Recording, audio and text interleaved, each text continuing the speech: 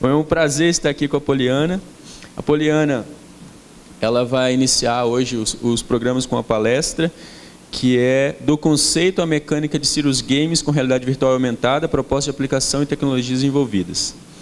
A Poliana é pedagoga graduada na Universidade de São Paulo, tem instituição também, ela trabalhou lá também, se titulou como mestre e doutora em educação.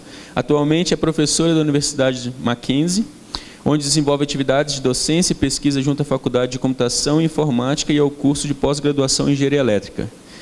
E ela, dentre as suas áreas de investigação, ela trabalha com jogos e estudos culturais, Cirrus Games, design instrucional, tecnologia educacional, educação online, redes e mídias sociais digitais, arquitetura informacional e usabilidade. Ufa! É um prazer estar aqui, Poliana. Seja bem-vinda. Agora. Prazer é meu estar aqui. Como Ezequiel já falou de onde eu vim, o que eu faço, trabalho com jogos. Ano passado fui a responsável geral do SB Games, que é junto com o CIBI. O CIBI agora, esse ano, ultrapassou, é o maior evento em número de participantes. Tiveram 1.200 semana passada. Nós tivemos 1.000 pessoas no SB Games. Vou falar um pouco da história, para que vocês possam compreender o quanto a tecnologia teve impacto no desenvolvimento, nas possibilidades de desenvolvimento de jogos, para depois começar a falar quais são os conceitos, os elementos que estão envolvidos na área de game design, para depois a gente começar a trabalhar o que é necessário quando a gente vai fazer um jogo que tenha finalidade educacional.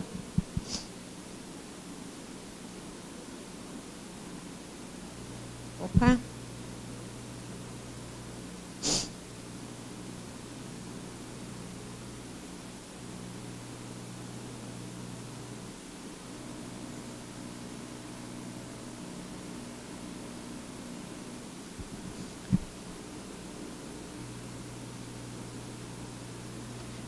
Então, começar com a história, né? A história dos games, ela parece que é muito recente, mas ela não é. As primeiras coisas que foram feitas, alguns experimentos que depois resultaram em elementos ligados a games, são desde a década de 40. Existe um site, inclusive, que eu recomendo vocês verem, que é o Museum of Play, que é o museu do brincar. E lá tem uma timeline que é diferente dessa que eu utilizei aqui. Eu preferia adotar uma timeline que encarasse as gerações ligadas aos jogos. Trabalho com isso porque jogo há mais de 30 anos, então eu, desde coisas ligadas o inicinho da segunda geração, eu já tenho contato desde a época do Game Watch. Vou começar a mostrar para vocês desde quando surgiram as primeiras manifestações, usar um osciloscópio para criar um jogo, usar uma máquina de grande porte, que na verdade ela tinha algumas funções, de repente, vamos fazer outra coisa, porque não tem mais nada para a gente fazer na sala enquanto ela está processando. Depois trabalhar com a ideia que deu origem à parte comercial dos jogos. E aí eu vou falando um pouco de cada vez. Sobre as gerações, né? Na primeira geração a gente teve o Pong, que nós vamos ver daqui a pouco um vídeo. E com isso nós tivemos o Magnavox Odyssey, que foi o primeiro console que existiu, né? Esse eu não joguei, eu já joguei o Magnavox Odyssey 2, que foi o primeiro que veio para o Brasil. Na mesma época, um pouquinho depois, saíram o Atari, saiu o Game Watch, que foi uma das primeiras coisas que no Brasil a gente recebeu. O Game Watch é o tataravô do Nintendo DS. Então nós tínhamos, ele é com cristal líquido. Primeiro chegaram os Game Watches, que eram jogos com uma tela só. Eu me lembro que o primeiro que eu tive, eu procurei muita foto para mostrar para vocês, mas eu não achei de jeito nenhum. É um jogo inclusive com captação solar, e era uma história de um ladrão que você tinha que equilibrar umas caixas de dinheiro para fugir. Depois disso, o Game Watch se difundiu, porque por conta do sucesso do arcade do Donkey Kong, eles tiveram a oportunidade de reproduzir, aí nós já tínhamos o tataravô do Nintendo DS, porque eram 2 telas e você tinha que subir para salvar. Depois disso, a gente passa a ter o Commodore. Quem tiver oportunidade, quando viajar, na Inglaterra tem uma exposição chamada Game On. Nós tivemos essa exposição em São Paulo em 2011. Em 2011 a Game On teve em São Paulo, junto com a proposta do Games for Change, que eu vou falar um pouco daqui a pouco. E era possível ver desde o primeiro osciloscópio, tirar foto. Ele não estava, obviamente, operando, mas você podia tirar foto, Commodore, todas essas máquinas tinham lá, e tem um técnico que fica viajando também com uma mala mágica, de onde ele tira algumas coisas para remendar quando algo deixa de funcionar. Então, para que nós possamos começar a ver como são as coisas, eu trouxe alguns vídeos aqui. A primeira proposta de jogo é do Tennis for Two, que era feito no osciloscópio. Também com uma das primeiras questões ligadas a quase... O primeiro mouse, gente, para quem nunca viu, procure depois, é de madeira, do Douglas Engelbart. Isso é pouca coisa depois, né? Hoje em dia, para nós, isso não tem... Você olha e fala assim, nossa, mas isso pode ser chato, não. Mas era o máximo da tecnologia que a gente tinha na época, né? Fora a sacada de usar um osciloscópio para alguma coisa que não era, na verdade, a sua funcionalidade. Olha lá, ó, ainda acende o LEDzinho aqui bonitinho.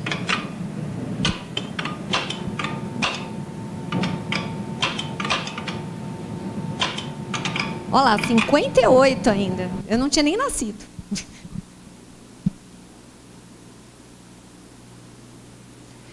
Depois, o PDP-1, que é uma máquina daquelas que ocupava a sala inteira, né?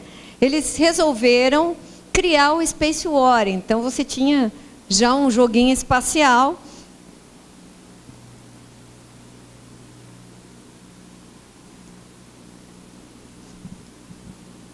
Porque a máquina sempre fazia a mesma coisa. E para ela também não ficar ociosa, eles não tinham mais o que fazer durante o dia. Olha lá, ó.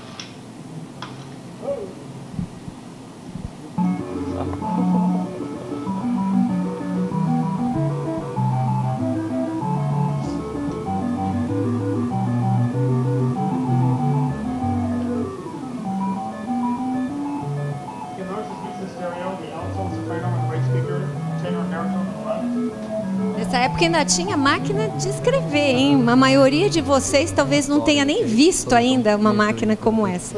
Uma Remington. Olha lá que bonitinho.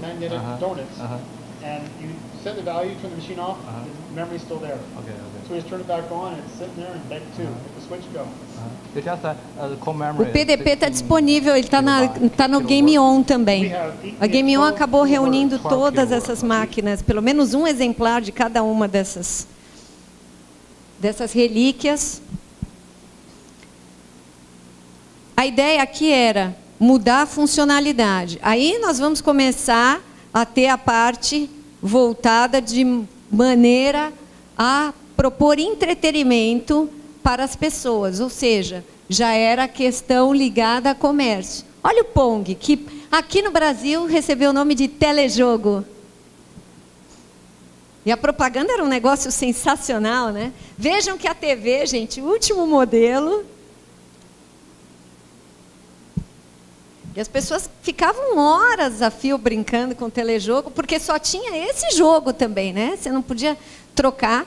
Os Game Watch que eu mostrei para vocês, você tinha que, para cada jogo, você tinha que comprar um Game Watch novo. Então, eu tinha uma coleção desses Game Watch, porque só vinha aquele jogo, porque o cristal líquido só funcionava daquele jeito. Olha lá que bonitinho. Olha o controle de interface ali, que espetáculo. Ali eles estão explicando como é que funciona. Mas foi isso que alavancou toda a questão ligada aos arcades. A propaganda da Magnavox, a Odyssey, na verdade, ela foi a pioneira, apesar de quem ganhou mercado e quem se tornou marca foi a Atari, sem dúvida. Mas a Magnavox, ela foi quem primeiro tentou mostrar, olha, gente, nós temos um mercado, nós temos condição de usar tecnologia e começar a trabalhar com isso. E vejam, né? Hoje em dia, a gente olha e fala assim, isso não é complexo, mas é assim, olha, nós temos questões ligadas à física, nós temos a movimentação dos dois paredões, e até que a velocidade, olha lá, se nós pensarmos que em 69, é o must da tecnologia. Aí, olha, dá para ver que eles estão se divertindo claramente, o comercial é só mostrar as pessoas jogando mesmo, olha lá, ó. E com isso a Magnavox pegou e começou a desenvolver a ideia de que não só é possível ter console, mas é possível você desenvolver cartuchos e vender cartuchos separados para que você tenha mais de um jogo a partir do mesmo aparelho. Olha lá como está rápido, ó. Também, né? Imagina quanto eles gravaram para fazer a propaganda. Hiper craques, olha lá. Obviamente, quem fazia a propaganda eram os próprios engenheiros envolvidos no projeto. Hoje em dia, provavelmente, seria diferente. Aqui, para mostrar como era o hardware, olha lá. Vocês vejam que não é muito diferente do controle que nós vimos também antes.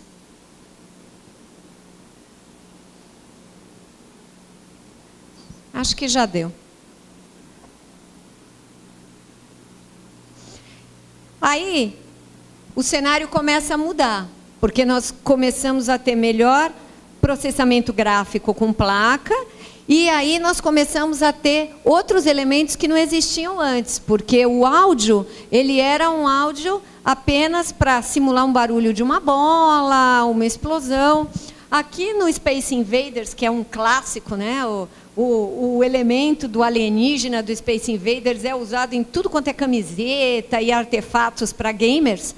Ele vai ter a questão de que é possível ter score, até então nós não contávamos pontuação em jogo, e aqui também nós passamos a ter um outro elemento que é o do áudio. O áudio, atualmente, é um dos fatores que melhor nos ajuda a trabalhar com imersão dentro de um jogo. E aqui o áudio tinha uma característica, quanto mais próximo tivesse de derrotar, ele acelerava para simular batida cardíaca. Então ele disparava, por quê? Para fazer com que acelerasse também os batimentos do jogador e ele ficasse mais atento.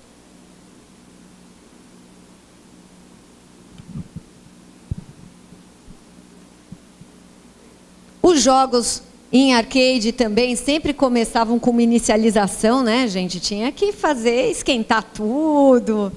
E aí sempre dava as informações sobre quanto valia cada personagem. Ó. O áudio já é um áudio muito mais sofisticado do que nós tínhamos antes. Quem já jogou Space Invaders aqui? Olá, todo mundo quase. É mesmo? Então, vou fazer uma pergunta para vocês. A maior parte aqui é ciência da computação, não é? Quantos entraram em ciência da computação porque queriam fazer um jogo alguma vez? Olha lá. Isso é um clássico também. A maioria das pessoas que vai para a ciência... Olha lá, ó. Maioria dos estudantes que ingressam em ciência da computação ingressa porque ele quer ter oportunidade de aprender a fazer seus próprios jogos, e muitos conseguem, de fato, não só fazer, como criar empresas e se destacar.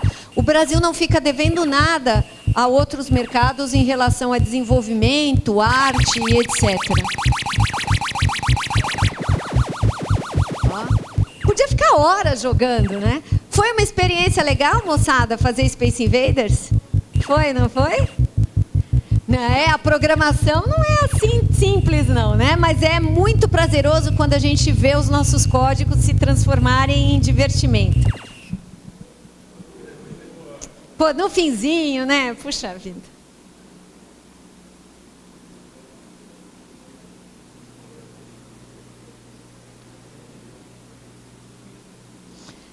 No Asteroides, a grande diferença, vejam só, Space Invaders de 78, Asteroides de 79. No início a gente pulava alguns anos, depois passa a ser seguidinho o avanço, né? No caso dos asteroides, a vantagem passa a ter ranking. Nos arcades você ficava horas a fio jogando para ter 3 letras, que geralmente a gente punha as iniciais as primeiras letras do nosso prenome, ou fazia as primeiras letras dos nossos nomes e sobrenomes, mas era tudo na vida você ter o seu nome no ranking lá no arcade. E isso foi por conta do asteroides. Primeiro jogo a trabalhar com contagem de ranqueamento. Aproveito também para dizer o seguinte para vocês, enquanto está rodando asteroides, também é um clássico, né? Tem toda uma questão de programação ligada a elementos de física também. Olha lá. Porque aí, quando você explode, tem as partículas, dispersão de partícula, então tem que trabalhar com física de partícula também. O áudio cada vez ia melhorando, apesar de só ser 8 bits. Nós não tínhamos áudio de outra categoria ainda.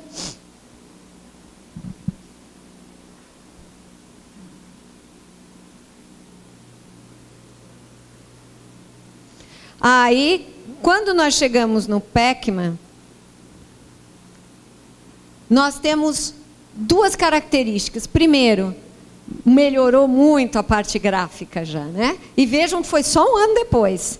Outro detalhe, não estávamos mais trabalhando apenas com jogo de tiro. Isso permitia que as mulheres também começassem a se interessar pelos jogos, porque o Pac-Man tinha uma outra abordagem. O áudio também era melhor, apesar de ser muito mais irritante. E até hoje as crianças adoram. Meu filho tem 7 anos de idade e já foi jogar em arcade e acha o máximo. O desenho ajuda também a resgatar a ideia do Pac-Man. Vários estudantes de computação também, em algum momento, acabaram programando uma versão de Pac-Man para ver como é que funciona.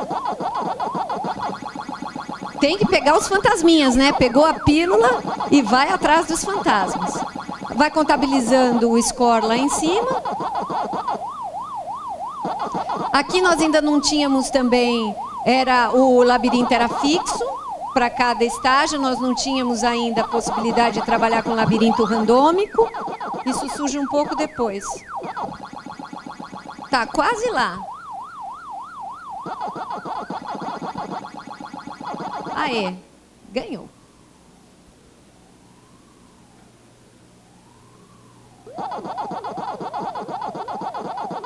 Espera aí que eu acho que ele ficou ligado. Não... Deixa eu parar ele aqui. Pronto. E aí nós chegamos no rei dos arcades, né? Para não dizer que ele é rei único, nós podemos dizer que Donkey Kong reinou muito e depois Street Fighter se tornou a grande sensação dos arcades. Mas foi a partir do Donkey Kong em arcade que depois fizeram o watch dele também. Olha que bonitinho. Qual é a grande vantagem em relação aos outros? Ele tem cores, o Pac-Man também já tem, mas ele tem uma história. É o primeiro jogo que apresenta uma narrativa. Olha lá o Mario, que bonitinho. Quem quiser conhecer um pouco dessa história de uma maneira mais divertida, não deixe de assistir Detona Ralph. Detona Ralph vai pegar todos os clássicos. E tem um livro, para quem gostar de ficção científica, chamado Player Number One, ou Jogador Número 1. O Jogador Número 1 ele vai tratar de um jogo que é uma realidade virtual, de extrema imersão, porque você fica com sensações reais, você mora dentro do jogo. E para você chegar num determinado nível, você acaba tendo que conhecer sobre todos os jogos da década de 80. Então, é um livro bem bacana também. Só que isso era a história. Depois nós passamos a ter a parte do NES, Super NES, Sega, até que chegaram os 2 monstros do cenário, que é a Sony com o PlayStation e depois a Microsoft entrou com o Xbox. Mas a Atari, ela foi, sem dúvida, a empresa mais importante para a difusão dos videogames. E mesmo depois de todos os problemas que ela teve, o Nolan Bushnell agora está trabalhando com o governo americano para tentar desenvolver jogos que permitam que as crianças façam o ensino fundamental 1, de primeira à quinta série, em tempo menor do que eles fazem. Eles têm uma ideia muito audaciosa de fazer em 6 meses o que leva 4 anos para aprender tudo com o jogo. Então, ele está num projeto americano. Os Estados Unidos também está trabalhando com uma proposta para a STEAM, que é a parte de ciência, matemática, e eles têm um compromisso que é dado pelo presidente americano de que os jogos passam a fazer parte do cenário educacional. Por isso que vem a importância dos Serious Games para nós. Aqui no Brasil, a gente não tem um uso ainda nesse... como política pública, mas para os americanos isso já se tornou. Eu depois vou disponibilizar para vocês a palestra, para vocês poderem pegar as referências. Finalmente, quando nós chegamos lá na 8ª geração, aí começa a mudar qual é o paradigma, o que nós temos como interface, o que nós temos como controle.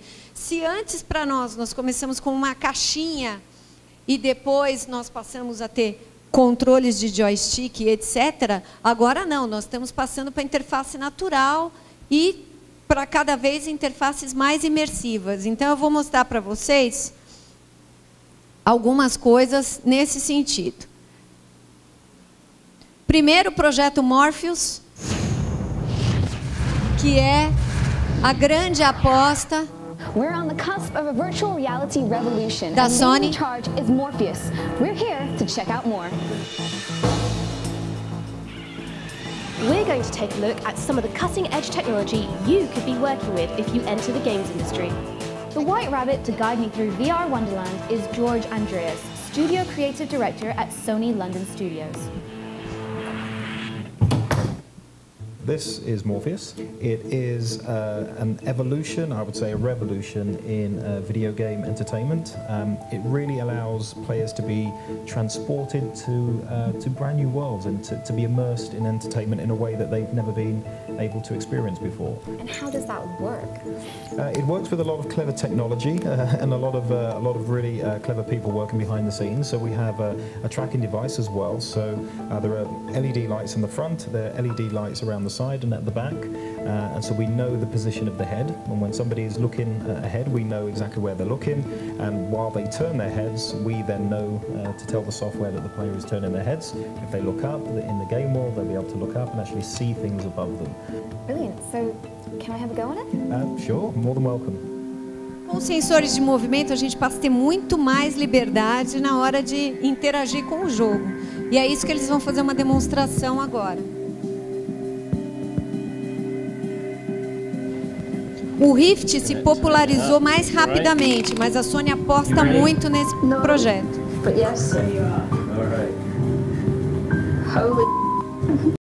you go. Now breathe carefully. It'll be fine. So as you can see, you're completely immersed in the experience. You're tilting to go around the corners. You can hit those traffic cones as well. There's some more coming up in a second. Try and avoid the cars. There you go. You're doing very well. There's a long, slightly tricky section coming up. Here's the crossroads. Hold your breath. There we go. Ela vai reclamar que ficou até um pouco enjoada. Oh my god.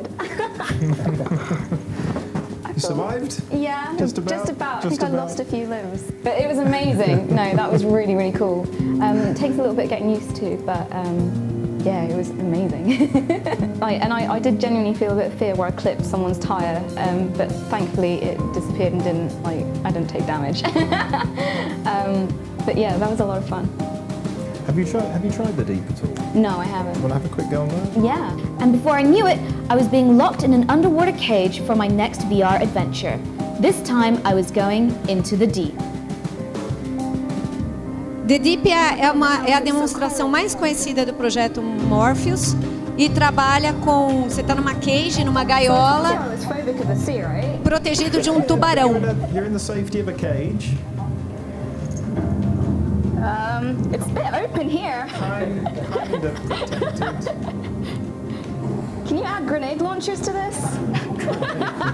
Ali ela tá com joystick, mas na E3, quando foi apresentado o projeto, o protótipo de apresentação era com um cavaleiro e você trabalhava com PS Move para segurar a espada.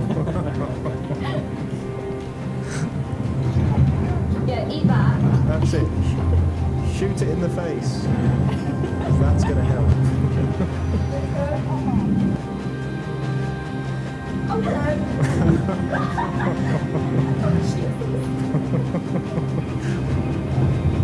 After barely surviving the Great White Shark attack, I thought it was time to meet some of the big brains behind Morpheus. That was horrible. In the best way. In a good way. Yeah. And how different is developing from Morpheus to developing a traditional video game? Very, very different. You pretty much have to throw away all the. Agora ela vai perguntar qual é a diferença na hora de desenvolver, o que muda na hora que a gente tem que trabalhar com a mecânica do jogo. E eles vão responder isso para nós. Rules and start from scratch. You've got, you can think of kind of themes and genres and use those, but as far as mechanics, simple things like just having somebody run about, the player can make themselves feel a bit funny just by moving left and right too quick, so you've got to cope with things like that. So a lot of strange problems come up. You also get a lot of fun new opportunities, which is good. As a programmer, is there anything that you've had to unlearn from being a traditional game developer and learn new tricks for Morpheus? Well, one of the benefits we have here at London Studio is that we've always been working with like new technologies, like Wonderbook before and iToyPlay before that. So we're used to trying out new stuff. But there's definitely stuff that we have to take into account for Morpheus that's new to us. For instance, working in screen space, is something that doesn't really work in Morpheus. So having like a HUD or a menu or even debug text while we're developing, to have it on screen doesn't really work. You have to place it in 3D in the scene for it to be viewed good. So that's definitely a thing we've learned while doing it. And how different is it developing from Morpheus compared to developing a traditional, platforming game or a shooting game? I guess it's just the boundaries. There's loads of, because you're rendering the screen twice, and you've got a tracking. We can't fully kind of throw a bunch of high-res assets in there. Everything needs to kind of be optimized. I'm sure you've heard before that the 60 frames a second is something that is a must with Morpheus. So what kind of games do you think that Morpheus could be best applied to? So I think it's about building those experiences from the ground up for Morpheus, and looking at what's out there and trying to apply that. But you still have to kind of start from the ground up again. Immersive. That was really immersive. Yeah, I think it was when we were waiting to go down, and I looked down and you could just see everything drop away, and then at the end when the shark was attacking and I was looking up going, get me out of here. There's a big, exciting VR world out there. Personally, I can't wait for my next trip through the rabbit hole. That was amazing to kind of just really be immersed in it. Okay. So good job. I'm actually quite sweaty and No, I'm it's all right. shaking a little Everyone bit. gets it. It's a bit warm in here anyway. That's good. Então vejam, a gente passa a ter um desafio que nós não tínhamos antes, porque nós tínhamos uma câmera que geralmente era fixa, ou algumas câmeras, você passa a ter uma quantidade de câmeras muito maior, porque você tem que prever que a pessoa pode olhar para qualquer lugar. E você tem que ter cenário renderizado para que ela possa olhar para qualquer lugar. É isso que vai trazer a imersão. Eles ainda usam, por exemplo, o joystick vai ter o force feedback. Isso foi uma das grandes vantagens desde a primeira geração de console da Sony, porque isso também era um elemento imersivo. Você estava com o jogo, ele começava a tremer, era como se você estivesse no meio, você se sentia no meio daquele cenário. E a ideia de trabalhar com sensores que possam captar o seu movimento em direções diferenciadas de movimento de cabeça e etc., é que cada vez mais você possa estar dentro do jogo como se você estivesse fora dele, que é o que nós vamos ver agora com a proposta do Omni, que é um protótipo.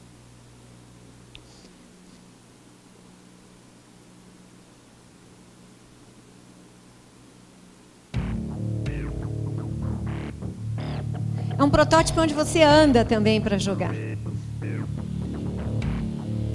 You are looking for a future of games. Vamos tirar a oferta, né? Você entra num tablado. O tablado tem sensores na parte do chão. E no tênis. O tênis é um tênis especial também que tem captura de movimento. Obviamente, o que mais vende no mercado é FPS, então a demonstração é feita nesse sentido.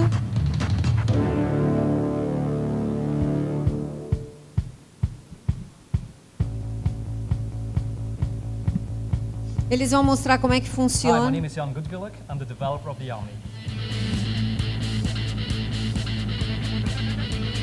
Segundo eles, dá para desmontar para guardar como se fosse um equipamento de Exergame. We now have a great head-mounted display, we have intuitive motion controllers, tracking devices have become affordable, but there's still one missing link in virtual reality. How do you move around in that virtual world? I didn't want to sit down with my glasses on and push buttons on a keyboard or gamepad. For the true virtual reality experience, you want to stand up and move naturally in the virtual world. Right now, there's no solution that fits in your living room, that is affordable, or that even is available. The feeling of immersion, of moving around naturally in the virtual world, is mind-blowing. That's why we developed the Omni, to take virtual reality to that next level. Ou seja, levar a realidade virtual para o próximo nível. The goal for virtual reality is to allow somebody to explore and move through a space as free as if they're in the real world. And the Omni is a mode of navigation that will allow a user to explore a virtual environment. The Omni provides a more natural navigation interface than a mouse and keyboard or even a gamepad. Combining the Omni with the head-mounted display will provide a much more immersive and engaging virtual reality experience. The strength of the Omni is that it has no motors and no moving parts. That's how we keep the cost down. The core of the Omni is its low-friction surface with grooves. The user wears special shoes with a plunger pin that fits into these grooves, keeping the foot stabilized instead of sliding left to right. The shoe sole has a higher friction pad on the toe to stabilize the foot even more. Our objective is to mimic a natural gait. The Omni is easy to disassemble and store away. The top can be taken off so that you can put it aside, just like exercise equipment. I don't think I've had a more immersive gaming experience. When you take that screen and you place it onto your face and then you put yourself into a unit and then become a part of the game, that's immersive. This past March, Farmer Lucky, the creator of the Rift, asked me if he could try out the Omni at South by Southwest in Austin. This was even before the Rift had come out. He also invited some game developers that were on a panel with him. VR needs products like this. You know, using a traditional controller like an Xbox controller just doesn't work in a VR environment the same way that we're all used to. And you need things like this that help you feel really connected in the world. Sweet, yes. The Omni comes with integrated tracking hardware and software, and Kinect is also supported. Our software translates your motion to mouse and keystrokes that drive your avatar in the game. Walking, running, jumping, crouching, strafing. You just link whatever keystroke you want to the specific move. The Omni can be used with any game that uses keyboard input. Ou seja, dá para fazer exercício também, dá para correr. We designed the Omni to be comfortable and easy to use. The ring height and belt size are adjustable so that both 10-year-olds and adults can use the Omni. Another application of the Omni is exercise and fitness. Imagine going for a jog in Skyrim every morning. I would lose a lot of weight and burn a lot of calories if I had this in my house because you're in it and you're moving and you could very easily lose track of time. I see this as not only a device that makes the game more immersive, but I see it as also a way to put your pedometer on and go for a bit of a walk. Our software even tracks your distance run and calories burned. Training and simulation is another application. Also architectural walkthroughs. Imagine taking a tour of your future house on the Omni. And how about virtual tourism? Imagine walking around in foreign cities and visiting ancient worlds. And educating our children by immersing them in historical sites and events. Other applications include virtual trade shows and events, museums, cinema, meetups and interactive adventures. The possibilities are endless. The Omni is a result of 2 years of researching, experimenting, prototyping, designing. We've done a lot of work. Now we're turning to the community to get the Omni through the manufacturing phase. With the help of the community, we can start tooling and get as many Omnis as possible to virtual reality and gaming enthusiasts. And our Kickstarter rewards come at a significant discount to the future retail price. So jump in early and pledge now. True virtual reality cannot be experienced sitting down. Walking freely and naturally in your favorite game is an incredible experience.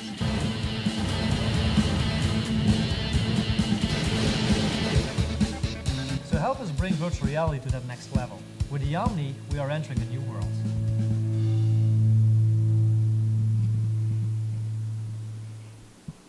Então vejam, é um protótipo que traz o que tem de mais novo. Isso é para a gente ver que também não deve largar projeto no meio. Eles levaram 2 anos para trabalhar com esse protótipo.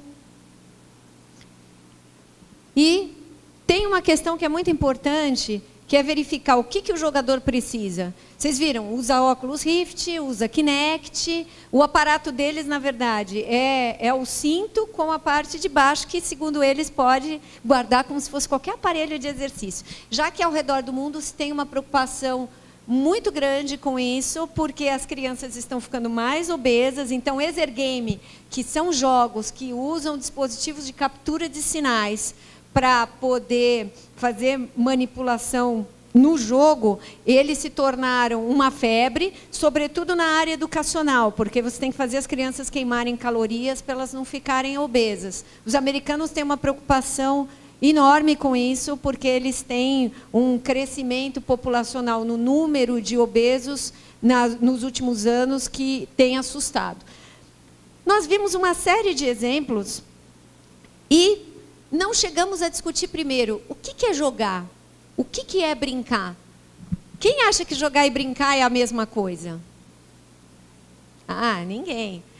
Brincar, alguém sabe a diferença entre jogar e brincar? Alguém quer palpitar?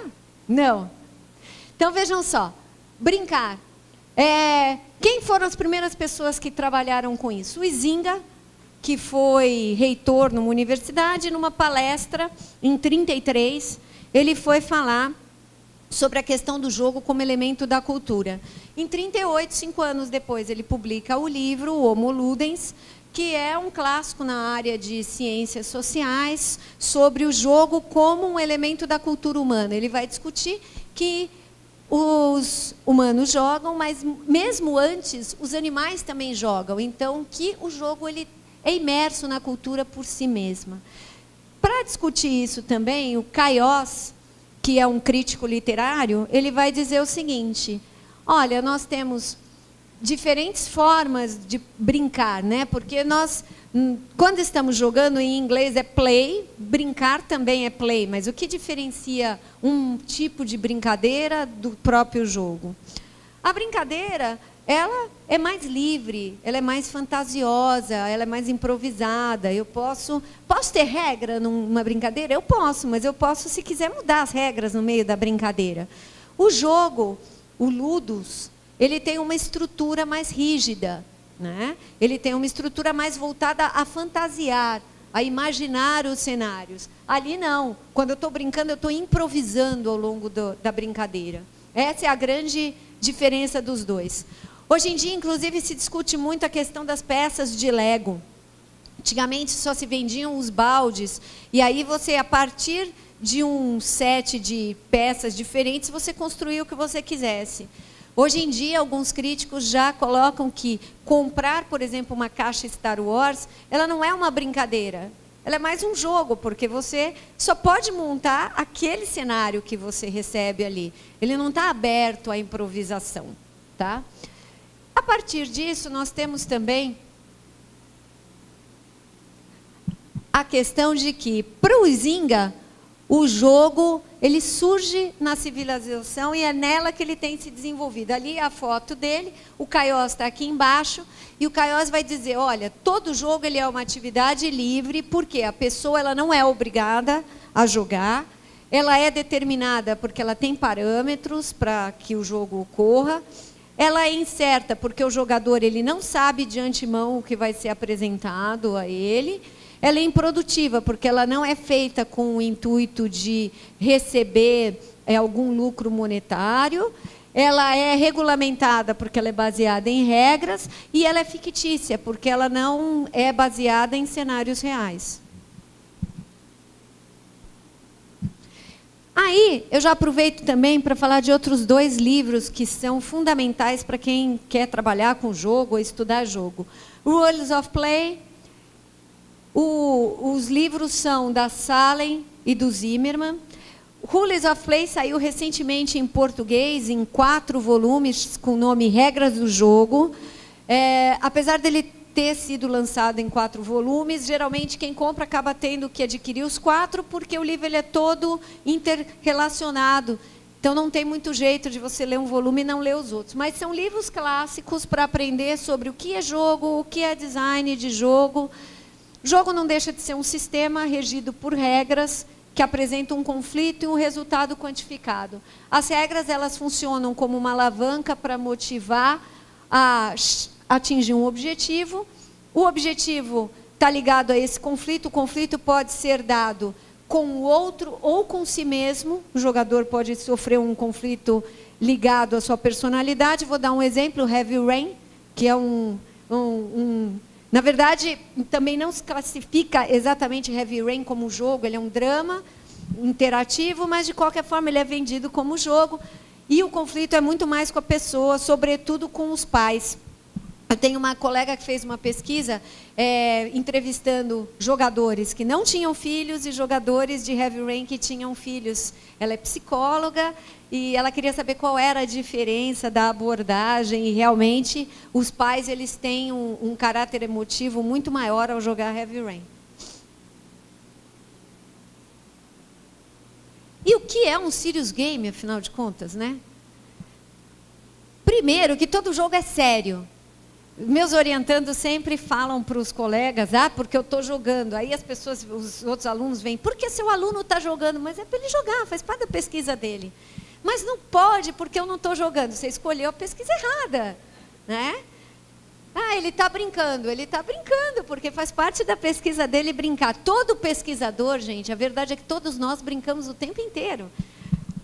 O nosso trabalho, fazer pesquisa, é saber se divertir o tempo inteiro. Eu coloquei 2 gráficos semelhantes para a gente poder acompanhar e ver no que eles convergem. A ideia de Serious Game surgiu com o Clark Abbott em 1970. O primeiro livro que saiu sobre Serious Game é essa capa. Está aqui, olha ele ali. Ó. Já é um senhorzinho, muito simpático. A arquitetura que eu coloquei ali é baseada no Develop Serious Game, do Bergeron, da IGDA, que é um dos melhores livros nessa área. Serious Games são aplicações computacionais interativas. Um jogo também é uma aplicação computacional interativa. Um jogo tem objetivo, um Serious Game também tem. Mas o Serious Game, o objetivo, ele está ligado a 3 esferas. Construção de conhecimento, desenvolvimento de habilidades e competências e performance em cenários reais. Ou seja, num Serious Game você treina para adquirir habilidades, competências e conhecimentos para atuar num cenário real a partir daquilo que você aprendeu jogando. Todo jogo tem uma curva de aprendizagem. É por isso que a maior parte dos jogos atualmente tem tutorial. É para isso que nós começamos a brincar sem ainda ter score, sem nada. Que é para a gente possa se ambientar e entender como é que funciona. Depois que você adquire aquela curva de aprendizagem, a franquia ela permanece. Vou dar um exemplo clássico, que é a série Lego. Desde o Lego Batman 1 até o Lego Batman 3, que está sendo lançado agora, assim, nessa semana, nós temos uma mecânica que, a partir do momento que você aprende como é que funciona o cenário, em qualquer Lego você passa a atuar a partir do seu próprio referencial. E qualquer jogo é assim. O grande problema que nós vamos ter é o seguinte: quando nós trabalhamos com Serious Game, nós temos que pensar em outros detalhes. Então, o primeiro deles é, qual é a finalidade educacional do jogo? Esse livro que está aqui à esquerda, que é o Serious Game Mechanics e Effects, ele tem uma série de capítulos, ele é uma coletânea. Klopfer e os seus colegas trabalharam mais especificamente a finalidade educacional do jogo. Um jogo sério, ou um jogo educacional, nós geralmente nem traduzimos o conceito de serious game para jogo sério, porque o sério em português não tem o mesmo sentido em inglês. Então, a gente opta por deixar com o nome original. A ideia aqui é, se eu não sei primeiro aonde eu quero que o meu aprendiz chegue, eu não tenho como modelar a experiência dele. Tá? Para isso eu tenho que saber qual é a faixa etária, eu tenho que ter conhecimento de qual é o background que ele tem como estudante, qual é o background que ele tem como jogador, porque senão eu vou ter que também dar um input para ele nesse sentido. O que ele vai aprender, como é que eu vou dividir os níveis? Esses níveis hierárquicos vão ser trabalhados como? Eles vão ser trabalhados em questão de complexidade, em questão de abstração. O que eu vou fazer na hora de trabalhar com isso? O Prensky foi um dos autores que melhor ajudou a difundir a ideia de serious game quando ele começou a trabalhar com Digital Game Based Learning. Ele é autor também de Mother, Don't Bother Me, I'm Learning, que mãe, não me enche, eu estou aprendendo, e aparece um garotinho jogando videogame na capa. Mark Prensky, além dos livros, ele tem um site onde ele divulga artigos e etc. E ele vai dizer, olha, jogos com cunho educacional, eles têm uma vantagem que é trabalhar com elementos complexos de maneira que, ao apresentar outras questões no cenário, outros elementos, isso facilita o processo de aprendizagem. Eu vou além disso. Existe a questão dos estilos de aprendizagem. Na hora que nós estamos jogando, geralmente nos é exigido diferentes abordagens durante o jogo. E isso propicia num serious game que uma pessoa que aprende de formas diferentes, se numa abordagem aquilo não funcionou muito bem para ela e ela não construiu o conhecimento, ela pode, numa outra abordagem, no mesmo jogo, solidificar ou, de fato, aprender. Então, nós temos que ter isso em mente. James Paul Gee é um autor renomado também. What's video game have to teach us about learning and literacy? O que o videogame tem a nos ensinar sobre aprendizagem e alfabetização? Aí ele vai discutir e resgatar, de certa forma, o conceito de máquinas de aprendizado. O conceito de máquinas de aprendizado surge no behaviorismo, quando o Skinner vai dizer, olha, existe a questão da instrução programada. Eu posso programar qual é a saída que eu espero do meu estudante. Quando alguém vai numa escola hoje, a grande preocupação é, a escola é construtivista? A escola é socioconstrutivista? Ninguém quer uma escola comportamentalista. Mas nós nunca deixamos de ser comportamentalistas. Isso não é ruim. Por quê? O comportamentalismo ele vem lá de Pavlov, de Thorndike, Pavlov com a sua gaiolinha, acertou, ganhou um prêmio, ganhou a comida. Errou, tomou o choque. Quando nós damos uma prova para vocês, nós estamos sendo comportamentalistas. Vocês acertaram, vocês ganham a nota. Vocês não acertaram, não levam a nota. Então, a máquina de aprendizado, ela é utilizada nos jogos. Jogos massivos funcionam assim. World of Warcraft, por exemplo. Você está lá jogando. Qualquer coisa que você fez, você ganha lá um elemento dentro do teu cenário. Não é assim? Por quê? Quando nós ganhamos alguma coisa, isso libera dopamina no nosso cérebro. Isso faz que a gente fique com o cérebro inundado de dopamina e nós fiquemos mais felizes. Então, por conta disso, nós temos sim que aproveitar o que as máquinas de aprendizado têm, mas de forma feliz. Nos Estados Unidos, eles têm uma brincadeira que é dizer que serious game é colocar um brócolis com calda de chocolate. Então, a ideia é, será que eu posso tornar um brócolis mais saboroso?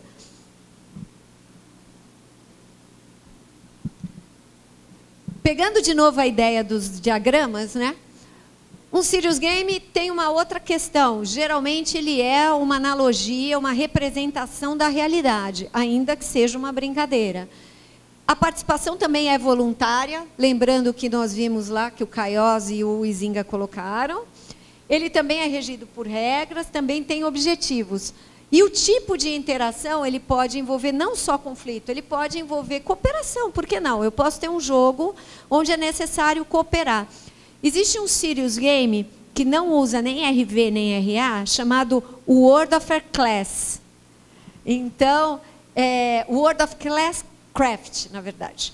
E aí o que ele faz? Foi um professor que ele desenvolveu um jogo massivo com a ideia de que os alunos dele jogando e ganhando coisas dentro do jogo, isso reflete na nota deles. Mas o que é o ganhar dentro do jogo? O ganhar dentro do jogo é colaborar com um colega para fazer uma tarefa, apresentar um seminário para um grupo. Então, as tarefas são todas ligadas à colaboração para a construção de conhecimento na sala. Ele ficou surpreso com o tipo de resultado que ele obteve. E ele, como jogador de World of Warcraft, é que teve a ideia de fazer o World of Classcraft, que tem também 3 elementos. Tem o mágico, tem o cavaleiro e tem o healer também. A arquitetura é sempre a mesma. Outro detalhe importante. Nós temos feedback num jogo comum. Nós fazemos alguma coisa e o jogo nos dá uma resposta, se aquilo era o que ele esperava ou não. Aqui a resposta vai além. A resposta, ela nos dá um feedback se aquele caminho pelo qual estou construindo o meu conhecimento é adequado ou não. O grande problema que nós temos em Serious Game é a forma de feedback que nós damos e a forma de imersão que nós não instituímos. Já vi muitos jogos educacionais para matemática, onde no meio do jogo aparece uma conta montada lá. 2, o mais, ainda passa o traço para você colocar o 4. Acabou a imersão do jogo. E aí, se a pessoa erra, aparece pé e tem um X enorme assim. Nós temos que pensar em modelar jogos para educação como nós modelamos jogos para diversão. Não é porque o jogo é educativo que ele tem que ser chato. E aí o problema é, nós temos que nos aliar aos pedagogos.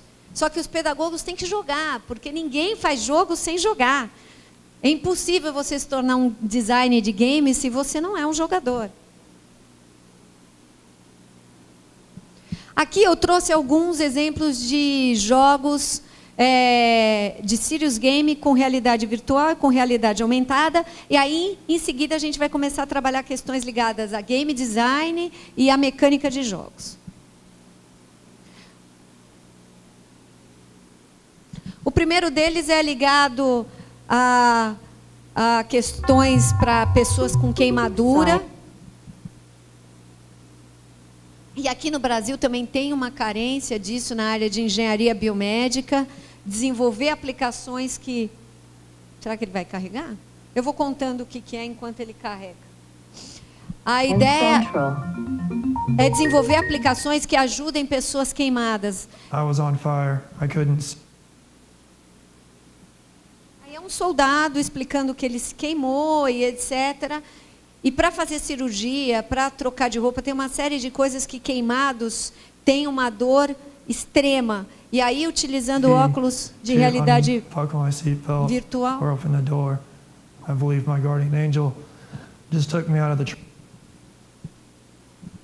Eu vou falar um pouco e deixar ele carregar, depois eu solto o vídeo. Com realidade virtual, é possível ele se distrair e as pesquisas indicam que o grau de dor se torna muito inferior. E aqui no Brasil a gente está precisando muito disso. Já me perguntaram várias vezes se tinham trabalhos feitos aqui. Eu não conheço, é uma área para quem estiver procurando trabalho de TCC para fazer, se juntar com o pessoal de engenharia e se juntar com o pessoal de medicina no hospital universitário e trabalhar, porque eles vão adorar. Agora eu acho que já carregou, acho que já dá para a gente ir. First Lieutenant Samuel Brown survived an attack on his Humvee in southern Afghanistan, but he would then have to endure rounds of surgery, skin grafts, and painful skin stretching. This is a battle that's going to take years to get back to being how it was prior to this.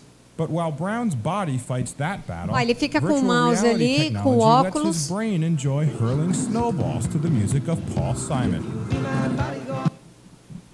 Deixa eu deixar carregar mais um pouquinho.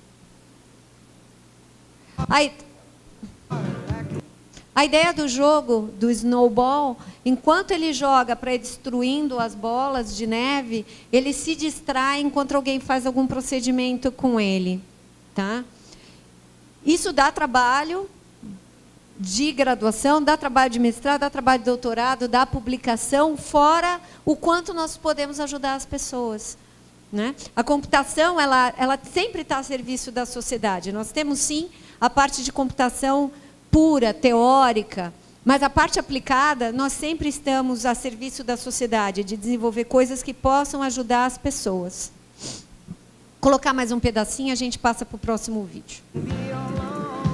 University of Washington researchers Hunter Hoffman and David Patterson designed the virtual reality game Snow World to occupy burn patients' minds during painful wound cleaning or physical therapy. Snow World's the opposite of fire. Snowy, cold. It's supposed to cancel out and help distract them from remembering their original injury. Their previous research showed that not only do patients report less pain in Snow World, MRI scans show it reduces the brain's pain signals. Brown's doctors see real improvement. What we saw was marked improvement in the range of motion that we were able to achieve, and most importantly, an increased level of comfort. As published in Eu não sei se vocês sabem, mas o maior problema dos queimados é que, como a pele fica repuxada, ela limita os movimentos, além da dor, porque ela fica muito fina quando fica. E aí, por conta disso, fazer fisioterapia, qualquer coisa, isso causa uma dor extrema. As crianças, elas não querem nem se trocar, porque isso faz com que elas tenham que passar por um momento doloroso todos os dias. Existem alguns projetos de universidades, com artigos publicados, trabalhando com crianças, assim, não só para fisioterapia, mas simplesmente usar um óculos de realidade imersiva para poder trocar de roupa, uma coisa mais simples e que está mais no dia a dia dessas crianças. The Journal of Cybertherapy and Rehabilitation, the soldiers even report a fun quotient. I spent some time growing up out in Colorado skiing during the winters and stuff, so, you know, if anything, it sort of brings back some of those memories. A cool escape for a war hero putting the pieces back together. Brad Closa, Science Central News.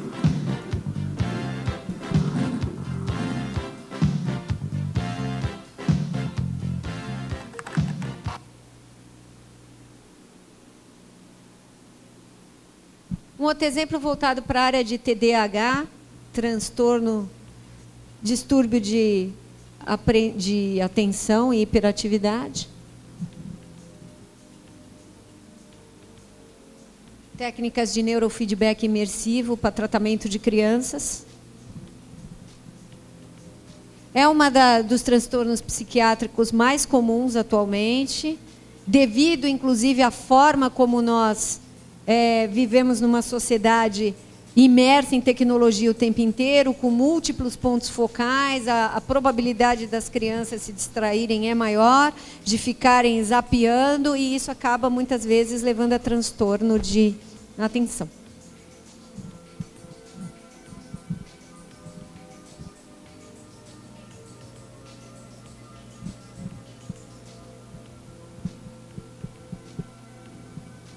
Lembrando, gente, que nós também não fazemos geralmente o jogo sozinhos. Nós precisamos do artista, né? O programador, ele pode muitas vezes assumir mais de um papel, mas é muito raro você ter um programador que também é um artista gráfico. Isso não é muito comum. Eu conheço alguns, mas são poucos. Nem sempre o programador também é um narrador.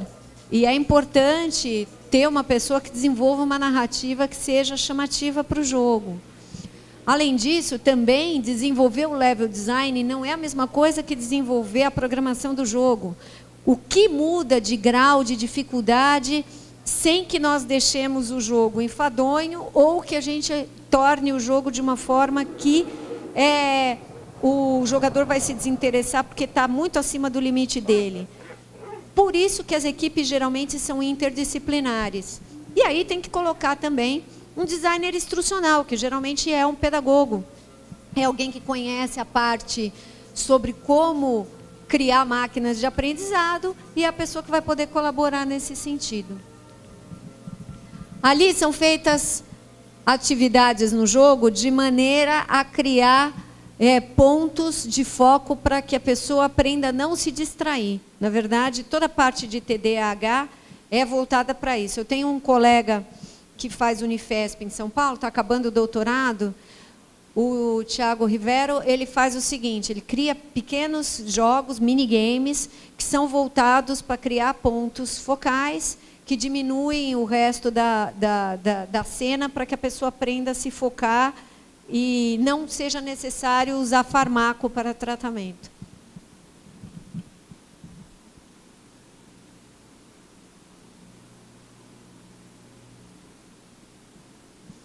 Existem não só para reabilitação, mas existem também para Alzheimer, por exemplo. Buckled up and ready for action. It looks and feels like she's part of a video game, but it's actually high-tech rehab for her Parkinson's disease. Olha lá, essa senhorinha está fazendo fisioterapia. You have to challenge patients for them to get better. And so this provides a very safe environment for that to occur. The virtual reality treadmill has 2 belts, one for each foot, and a base that moves to mimic different surfaces. It can also react and adjust Isso aí é o pai do Omni movement, ainda, né? and a wraparound video screen completely immerses the patient into a real-life scenario. When I go over like a little hill, you feel it in the machine. Rather than just having the patient walk or an individual walk up and down, you know, a standard biomechanical track, now what we can do is we can change the environment in a É very possível mudar dynamic todos os fashion. parâmetros do cenário de acordo com o paciente. Skill sets while providing positive feedback. During weekly appointments at Pega a Cleveland cinemática Clinic, Sandy invertida. works with her therapist on gait and increasing stride length by touching her toe to a box. Other times, she's asked to target birds and butterflies while walking. This helps with balance, and it satisfies that competitive spirit. I enjoy doing the birds and the butterflies and swatting them down and killing them. Not that I enjoy the killing part, but I do enjoy the challenge of can I get them? I know once I slow down, it could come to the point where I couldn't move. So I'm willing to do whatever I can to keep myself going. At Cleveland Clinic, I'm Erica Foreman.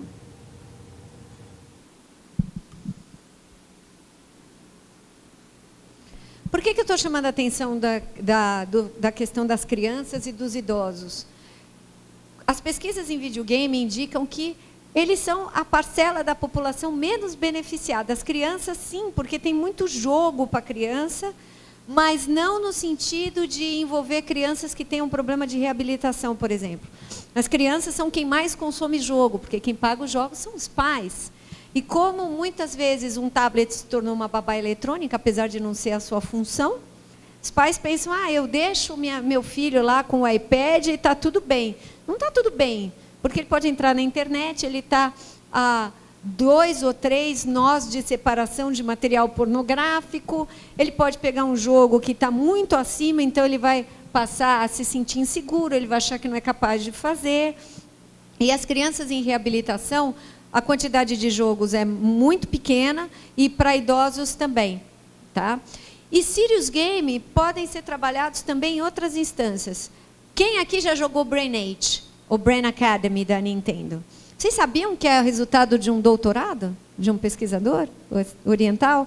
Ele fez uma pesquisa e acabou vendendo isso, isso foi o carro-chefe de venda do Nintendo, do Nintendo DS. E por quê? Porque você tinha uma possibilidade de treinar a sua memória e treinar outras habilidades, né? Hoje em dia se usa esse tipo de jogo, que é um jogo comercial, apesar de ter saído da academia, para trabalhar com idosos para melhorar a memória recente. Então tem pesquisas que comparam o uso de Brain Age com Tetris, por exemplo. O Brain Age ganhou na maior parte dos quesitos. Não sei se todos sabem também, não é um jogo educacional, mas o Flight Simulator também é fruto de um doutorado. O Flight Simulator era um simulador que envolvia variáveis ligadas a voo, ele não tinha toda aquela arquitetura gráfica bonita, mas ele tinha toda a parte física. O autor do projeto, depois de defender o doutorado, ele vendeu isso para uma empresa. Essa empresa depois foi comprada pela Microsoft, que transformou, deu um banho de computação gráfica e transformou no Flight Simulator. O que eu quero dizer com vocês, para vocês? Estudar jogos, desenvolver jogos, pode sim levar vocês à carreira acadêmica que vocês sempre sonharam. Ou pode levá-los também a ganhar dinheiro, já que o pesquisador, oriental que fez o Brenade ganhou muito dinheiro com a ideia do Nintendo DS. Apostem no sonho de vocês. E para isso precisa estudar cálculo, sim. Precisa saber bem a parte matemática. Precisa programar? Precise, sim, muito programar. Nem sempre dá certo de primeira vez, mas encarem a programação como um jogo. Se não deu certo da primeira vez, vamos lá. Né? Vamos descobrir qual é o segredo daquele jogo lá. Brinquem como se fosse um locked room. Né? Não deu certo, tem algo naquele quarto que não está me deixando sair do lugar. Vamos descobrir o que é. E acaba se tornando uma questão imersiva. Quando a gente está programando de fato, fica horas ali e parece que passaram 5 minutos, não é assim? Vou mostrar um caso de realidade aumentada, que foi apresentado ano passado no SB Games, e que tem como questão a parte de reciclagem. Tem vários projetos também, não só no Brasil, mas fora. A questão ambiental é uma que faz uso de computação para a sua área. Eles vão atrás do pessoal de comp para desenvolver artefatos. E aqui você tem que saber separar o lixo. Eu já conhecia outros trabalhos onde você tinha que apenas jogar o lixo fora. Aqui já está mais sofisticado. Você tem que decidir qual é o tipo de lixo e escolher a caixinha adequada. Ou seja, realidade aumentada, ela é mais barata? Ela é, mas a mecânica para a implementação, conseguir conceber que tipo de mecânica vai se fazer, é muito mais complexo do que fazer jogos educacionais com RV. RA, na verdade, acaba se tornando, devido às restrições para trabalhar, mais complexo.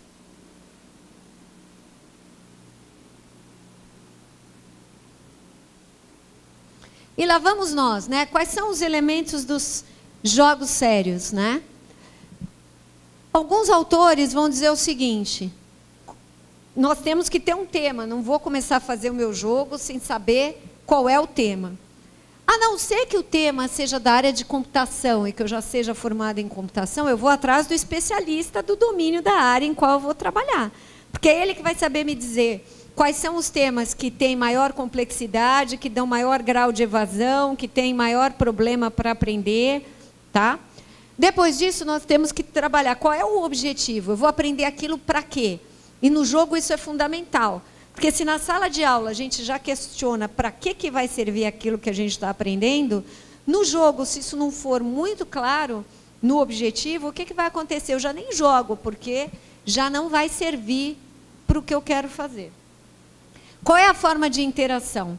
Eu vou trabalhar com que tipo de interação? A interação por interface, que tipo de plataforma também eu vou trabalhar de controle? Eu vou trabalhar com interface natural? Para as crianças é muito melhor do que trabalhar com joystick, crianças menores. É claro que eles aprendem a mexer com joystick muito rapidamente, mas o joystick ele tem um formato maior do que a mãozinha deles. Então, a motricidade fina deles não está totalmente desenvolvida e, dependendo da complexidade que se instala no jogo, fica aquém do que eles podem fazer. Tá? Aliás, fica além do que eles podem fazer. Então, que tipo de interação eu quero? Qual é o tipo de feedback que eu vou dar? E aí eu já recomendo para vocês, deem um tipo de feedback que ele está embutido no cenário do jogo, de maneira que não vai me aparecer uma mensagem que tira totalmente a imersão da história. Então, eu estou trabalhando com alguma coisa que envolve química, e eu estou num laboratório lá, com realidade aumentada, misturando uns elementos. O que pode acontecer? Eu misturei errado? Pode levar a explodir um pedaço do meu experimento, não vai me acontecer nada. Eu já sei que deu errado, não precisa pôr um X para me dizer, nem pôr um som horrível. Ou eu misturei e está parcialmente certa, mas não foi o suficiente para eu abrir o portal que eu tenho que sair daquela sala. Tem que pensar como se fosse um jogo de verdade. Eu brinco que, muitas vezes, quem desenvolve jogo educacional esquece que aquilo é um jogo, e aí acaba desenvolvendo como se fosse um treinamento. E nem todo treinamento é divertido, na maior parte das vezes não é. Exatamente por isso tem outro nome, não chama jogo, chama treinamento. E aí nós temos que lembrar disso. Se a gente quer que o estudante jogue, vou dar um outro exemplo clássico para vocês, que não tem RV nem RA, que é o Carmen de Sandiego, da Bromberg. O que eles fizeram? É um jogo onde você aprende geografia, tudo bem que a tradução da versão português está errado, tem erros conceituais, mas era uma empresa que não nasceu como empresa de serious game, eles já faziam jogos de entretenimento, aí eles resolveram fazer e deu certo. Essa é uma outra questão. Antes de desenvolver serious game, desenvolvam jogos, pura e simplesmente, para praticar a parte de mecânica, a parte de componentes. Aí sim, depois vão. As empresas brasileiras que tentaram trabalhar exclusivamente com serious game, antes de ter outras plataformas comerciais, a maior parte delas fechou em menos de 2 anos. Não tem mercado? Claro que tem. Em todo lugar que eu vou, eu vivo dizendo, precisamos de cientistas da computação para fazer serious game. E ainda vou fazer um adendo. Com RV e RA precisamos mais ainda, porque tem muito menos, né? Mas nós precisamos ter o jogo como jogo antes de tudo, tá? Outra coisa importante, nós temos que tomar cuidado com a sobrecarga cognitiva. O que é sobrecarga cognitiva? Se eu tiver inúmeros pontos focais, se eu oferecer informação demais no cenário, eu vou sobrecarregar o meu usuário. Vou dar um exemplo prático. Eu imagino que nenhum de vocês nunca fez um PowerPoint onde cada background de slide é diferente, a imagem, numa vez, ela vem de cima para baixo, da outra vem do lado, da outra sobe, aí aparece um sonzinho, uma máquina, a outra explode. Enfim, se eu perguntar depois para vocês qual é o conteúdo, vocês não sabem, porque o cérebro de vocês ficou preocupado em entender qual era a forma. Se toda vez a forma mudava, ele não tinha padrão, aí ele não podia ver o conteúdo. Temos que tomar muito cuidado com isso. Tem gente que pensa, o jogo educacional, eu vou pôr lá uma barra de rolagem. Não tem que ter barra de rolagem, mesmo que o jogo seja de história. Quem já jogou Assassin's Creed aqui? Aprende história jogando Assassin's Creed. Ainda conversa lá com Leonardo da Vinci, uma série de personagens. Isso é outro mito. Serious Game é só jogo feito para ser jogo educativo. Nós podemos usar qualquer jogo como jogo educacional. Eu tenho um orientando de mestrado, terminando um sistema especialista, onde nós temos um banco de dados de jogos, que tem Need for Speed, uma série de jogos que... Need for Civilization, são jogos... Need for Speed não tem, que é de outro projeto. Voltados à geografia. O professor, ele entra... Ele não tem que ser um jogador, ele diz lá, dentro dos PCNs, ele vai escolhendo o que ele quer, o que ele espera que o jogo tivesse. A partir daí, a gente apresenta um set de possibilidades de jogo para ele e quais seriam as formas de usar o jogo, já que nós não inferimos que o professor seja jogador. Depois disso, ele pode emitir um relatório e tentar trabalhar com os alunos na sala dele. Ou seja, eu posso usar Civilization, sim, eu posso... usar uma série de simuladores para trabalhar SimCity, por exemplo, para entender a parte de estudos sociais, como é que se organiza uma cidade. E nós podemos desenvolver coisas semelhantes em RV e RA.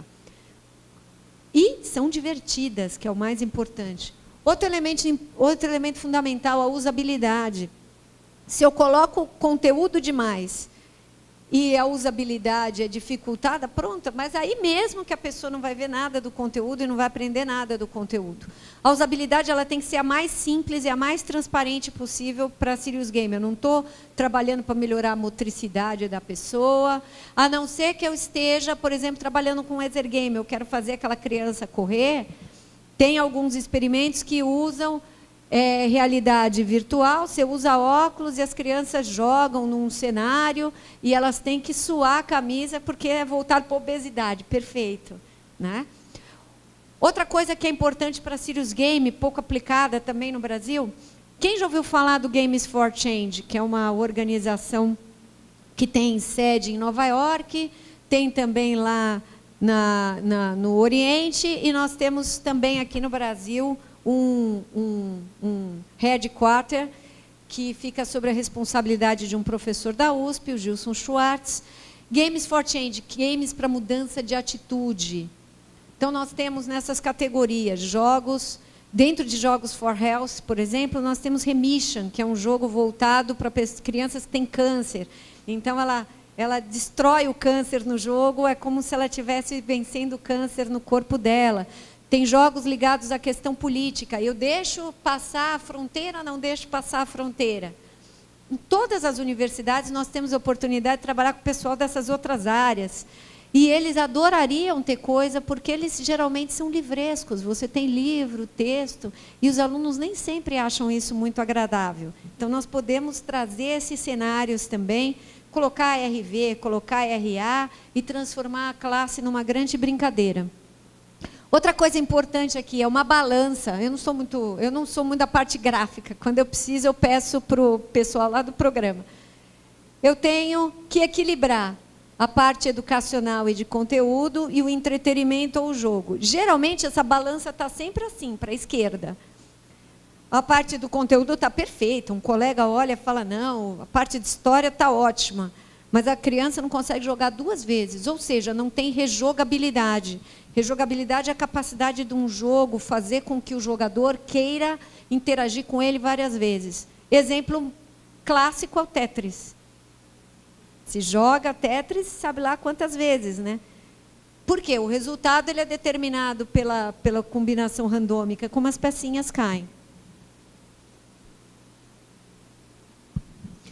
Outro livro fundamental para quem quer trabalhar com a área de Serious Game, e não só com ela. Para quem vai desenvolver jogo, eu também sempre recomendo ler o livro do Ralph Koster, que é A Theory of Fun.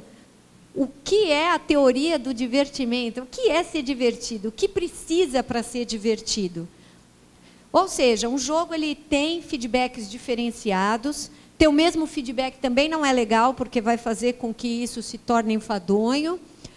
As falhas têm que ter um custo, a ponto que depois o Jesper Juhl, que teve aqui no Brasil em 2011, como palestrante, disse e criou um livro, na época ele estava lançando, o livro não tinha sido lançado, que chama The Art of Fail, a arte de falhar. Se você não falha no jogo, você também não vai ter rejogabilidade, porque aí o jogo não tem graça. Só que se eu falhei, por que eu falhei? Isso tem que ter um custo. Eu posso perder o jogo, posso perder uma vida no jogo. E hoje em dia os jogos facilitam e eles tiram um pouco disso. Eu sou da época que você morria no nível 32 e você tinha que voltar para o nível 1. Meus orientandos dizem que isso formava o caráter, porque você tinha que ter uma persistência, fora a memorização, porque você tinha que ir decorando os labirintos e tudo. Hoje em dia, você grava no meio do mesmo level, você grava 3 vezes. Aí te aconteceu alguma coisa, você já carrega lá, não tem... Aí você vai dizer, mas deu trabalho chegar lá. Deu, mas imagina começar tudo de novo. Não é? Tinha as suas vantagens também. E o problema do domínio. Outra coisa importante é que nós não podemos ter uma variabilidade muito alta entre os jogadores. Eu não posso, por exemplo, um jogo educativo, ter um jogador que começou aqui no A e tem outro que já está lá no M. Porque aí eu vou ter uma discrepância excessiva e não vou, por exemplo, promover que eles possam trabalhar em conjunto.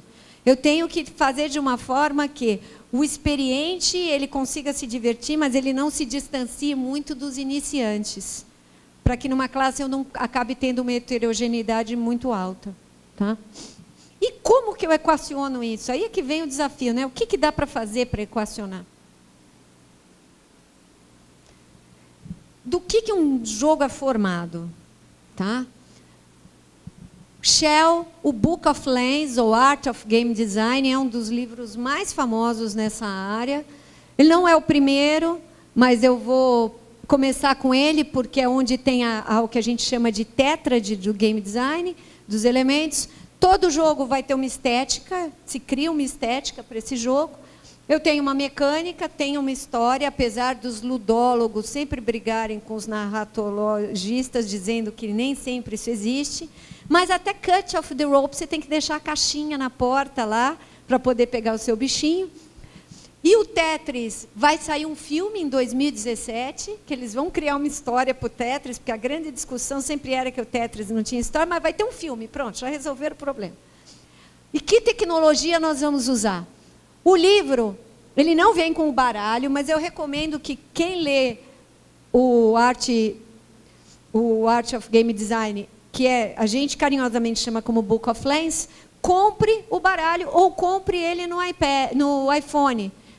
Ele tem para Android e tem para iOS. Você pode comprar. E o que é esse baralho? Você sorteia uma carta e ele te traz questões que te levam a pensar sobre o design do teu jogo. É sensacional. Se alguém quiser ver depois, eu estou com o meu aqui.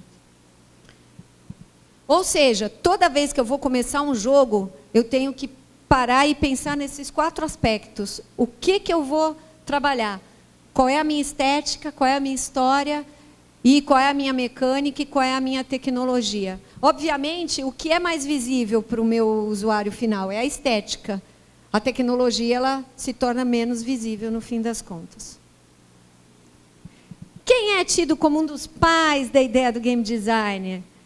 Chris Crawford, que foi o primeiro autor que lançou, olha lá, a capa original, ó, meio velhinha, The Art of Computer Game Design. Ele é o criador da GDC. Aí sim, todo mundo vai saber de quem que eu estou falando.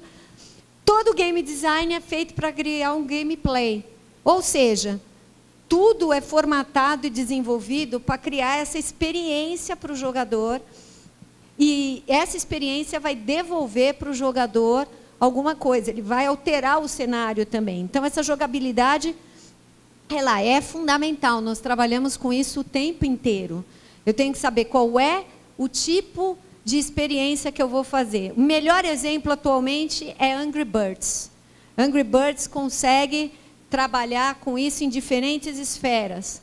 Primeiro, que todo mundo, isso é novidade. Não é. Qualquer coisa que fosse trabalhada com balística, se vocês pegarem objetos de aprendizagem antigos para trabalhar balística, é a mesma coisa, mas não tinha um porco na história e não tinha uns passarinhos com cara zangada. Pronto, botou a história, mexeu no cenário, virou uma sensação.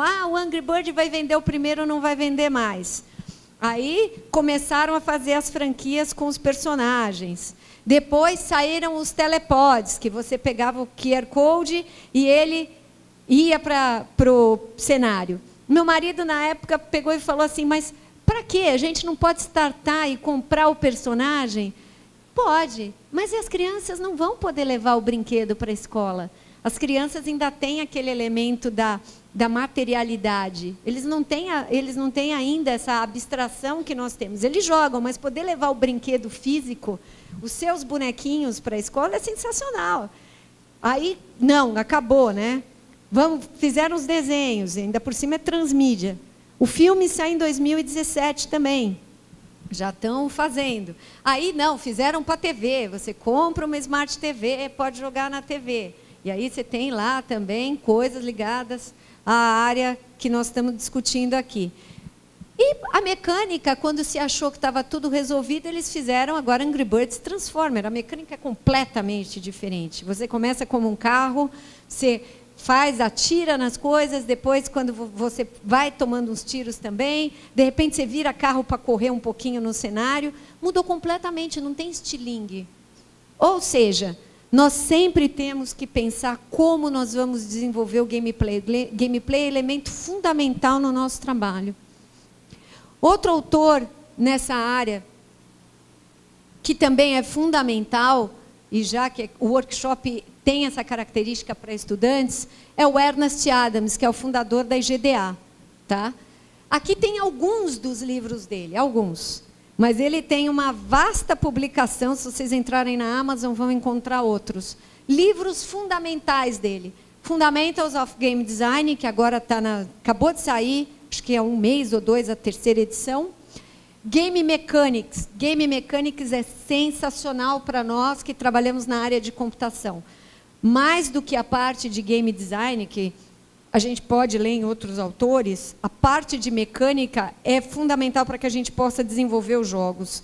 E nós temos que entender quais são os desafios ligados à mecânica dos jogos e quais são as possibilidades existentes. Aí ele vai ter uma série de outros, game design de puzzle, game design de arcade, game design de role-playing games, de sport games e etc. Existem jogos também, e existem autores, tem um livro chamado Challenges of Game Design, é um livro com exercícios, Ele tem eu posso abrir a internet e depois mostrar para vocês. Ele tem um tabuleiro. O autor do livro é um professor de game design na universidade. Então, cada final de capítulo, além da bibliografia, ele tem exercícios práticos para os estudantes fazerem. E alguns são para fazer fora do computador, é para fazer no tabuleiro mesmo. Também recomendo, quem trabalha com jogos digitais, jogue jogos que não são digitais também, jogos de tabuleiro, para entender como é que no mundo real as mecânicas funcionam e ver que tipo de adaptação pode ser feita, né? Uma das coisas que tem sido usadas como um serious game, por exemplo, é o Minecraft. Você pode propor para os estudantes construir uma determinada arquitetura, eles vão ter que fazer uma série de cálculos e vão ter que se organizar para montar aquilo. E sai, né? E hoje em dia dá para trabalhar com a internet das coisas também. Eu conheço um pesquisador que, na verdade, ele é das pessoas mais relevantes no TDC, que é um congresso para desenvolvedores, e o Vinícius Senger, ele consegue desenvolver coisas que, quando nós interagimos no mundo real, ele faz coisas dentro do Minecraft, com mods. Então, isso pode ser uma outra saída bem divertida.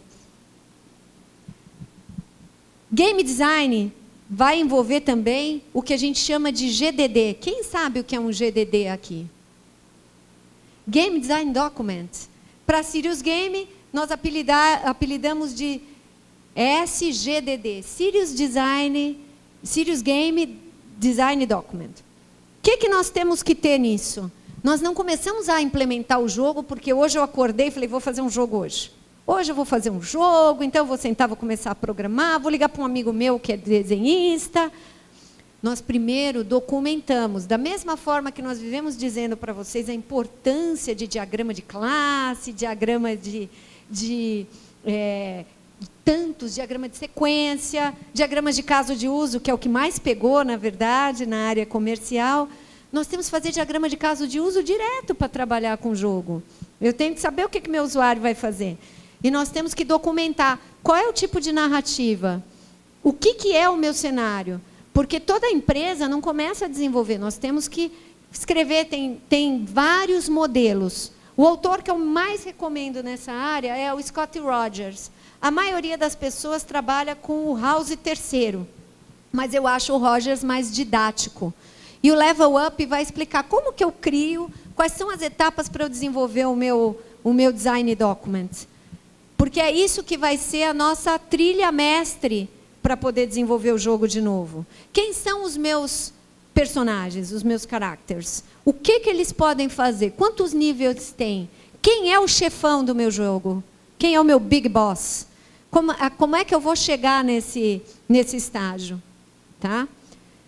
Eu já tive estudante que fez 25 páginas de game document para jogo educacional, sem envolver RV e RA, e o jogo ficou excelente, porque a pessoa tinha refletido antes sobre o que ia fazer. Tá? Outra coisa importante, ali tem o Mihail Csikszentmihalyi, que é o pesquisador que desenvolveu o que nós chamamos de teoria do fluxo, ou flow theory, que é a teoria da experiência otimizada. Esse pesquisador, há 30 anos, ele é um senhorzinho também. Olha ele lá numa foto de um TED. Se vocês procurarem ele no TED, tem algumas palestras dele. Ele criou a ideia de que uma experiência otimizada, ela vai trazer um equilíbrio entre a habilidade e o desafio.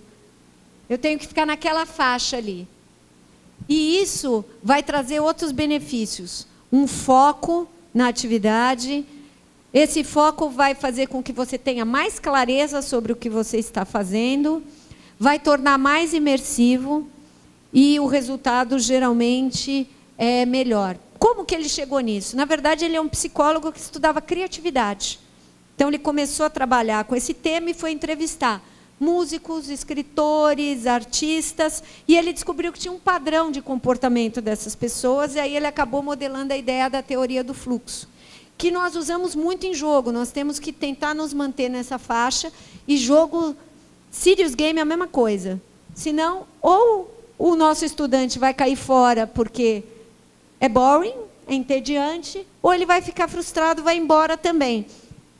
Serious Game tem que ser que nem o World of Warcraft. Tem que querer que a pessoa fique o dia inteiro. É por isso que temos também o Reality is Broken, que é um livro da McGonagall. Ela é uma game designer que fez doutorado nos Estados Unidos. Ela trabalha para o exército americano, por uma série de lugares, e ela queria saber por que as pessoas querem ficar mais tempo dentro de uma realidade virtual num jogo do que na vida real. E como é que nós aproveitamos isso, e daí saiu a tese dela, que tem relação com o livro Reality is Broken. Outros elementos fundamentais. Primeiro, a suspensão da descrença, que é um elemento básico aqui na parte de realidade virtual. Isso remonta ao século XIX. O Coleridge, que era um poeta, ele começou a escrever e fez um tratado sobre como criar a tal da suspensão da descrença. Um exemplo, a Terra-média tem toda uma gama de detalhes no Tolkien. E é um ambiente fantasioso. Você compra aquela ideia e você fica imerso lá. Nós não compramos a ideia na Missão Impossível de que a física me permite voar do lugar que eu estou para um helicóptero. Não tenho suspensão da descrença. Quanto mais próximo do real, eu tenho maior probabilidade de identificar os elementos falsos. Então, a suspensão da descrença é como que eu vou criar todo esse ambiente. Isso é fundamental para um serious game. Eu tenho que ter suspensão da descrença dos meus usuários. Outra pesquisadora fundamental, Janet Murray, que é autora de Hamlet on the Holodeck, publicada aqui no Brasil pelo Instituto Itaú. Ela vai dizer o seguinte, ela é a grande autora que vai discutir imersão. E ela vai dizer, olha, imersão é o sentido de você estar submerso, envolto pela água, barará, barará. E toda vez que fala de imersão, eu preferi pôr a foto dela hoje, porque toda vez eu vejo um mergulhador, né? Em jogos, o grande autor na área de imersão internacional é o Kaleja, que transformou a tese dele recentemente num livro chamado In-Game, do MIT, da MIT Press. Tá?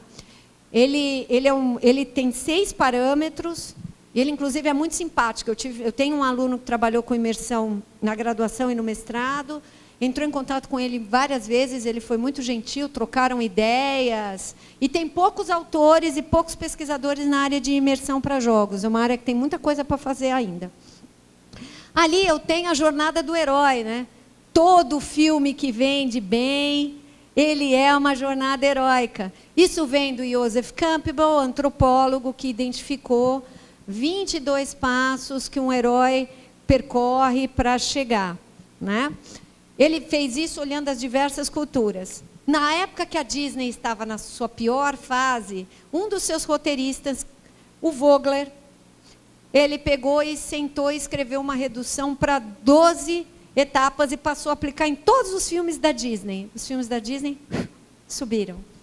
E aí a ideia, que é a jornada do escritor, a tradução do livro para o português, é que eu começo no meu ordinary world, no meu mundo comum, eu recebo um chamado, é o chamado do herói, algo acontece que me tira do meu mundo comum, eu recuso, eu não quero aceitar isso, mas por algum motivo eu acabo entrando na jornada, eu encontro um mentor que vai me ajudar nessa jornada, e aí eu atravesso o primeiro limiar.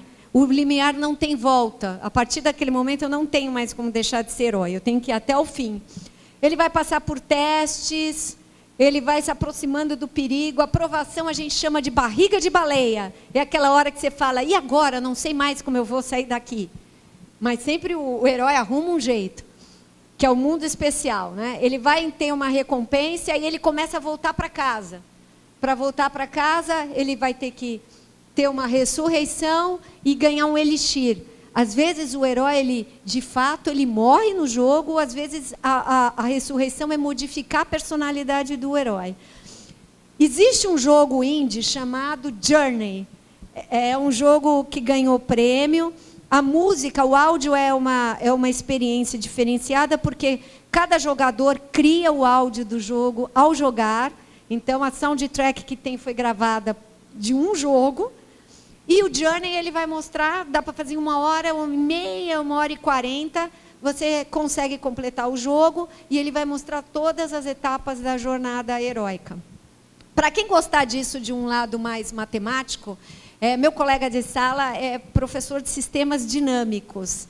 E aí, por conta dessa história de eu trabalhar com essas coisas, eu falei, Luiz, vamos modelar?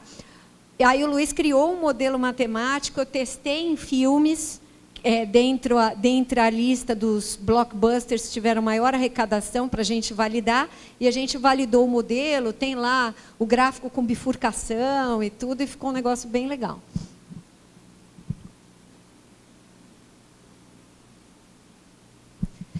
Agora eu queria abrir espaço para as perguntas, gente. Ali está meu QR Code com as minhas informações, meu e-mail, meu Facebook.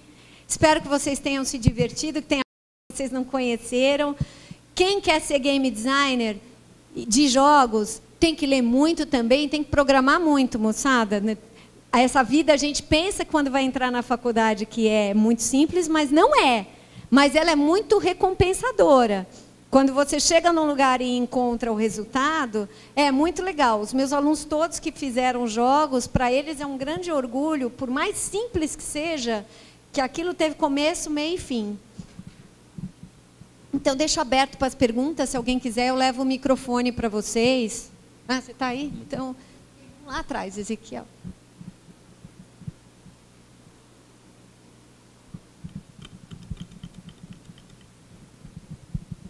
Bom dia. Bom dia. Existe um jogo que, se eu não me engano, o nome é The Impossible Game, e são 120 níveis, cada nível com um desafio lógico que você tem que vencer, e é do jeito que você falou.